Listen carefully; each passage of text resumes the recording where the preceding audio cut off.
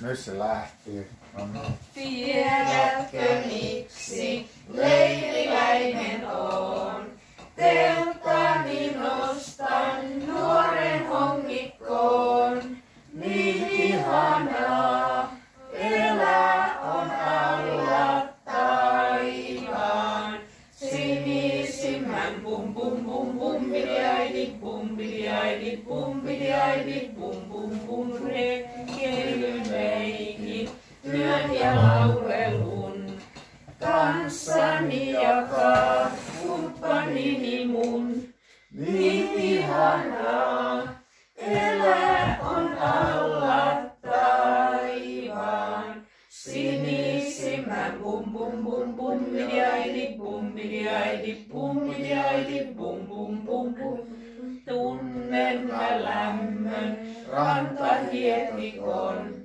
Lintujen kuoron, nousun auringon, niin ihanaa elää on alla taivaan. Sinisimmän bum bum bum bum bidiaidi bum bidiaidi bum bidiaidi bum bum bum bum bidiaidi bum bidiaidi bum bidiaidi bum bum bum bum. Niin. Kertokaa, voidaan me tässä jatkaa sitä. No niin, Rudolf, ole hyvä. No.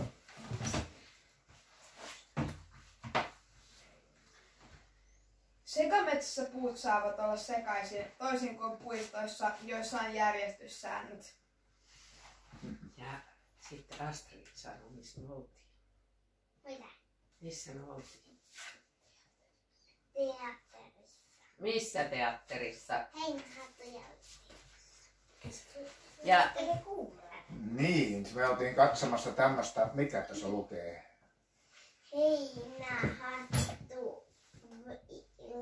Iltitassu. No niin. Ja Ja Pamela täti, niin oli monta Pamela tätiä siinä. Ja oliko meillä lämmin? Oli aika kylmä. Mikäs erityinen tapahtuma oli vielä sitten? Kuinka ketä Onni suosi erittäin paljon tänne? Pappa. Niin, mitäs pappa? Pappa voitti Lapion.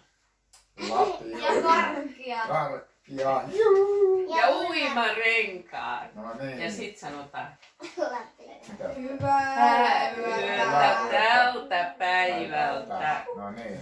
Hei hei. Hei. Ai sä uima.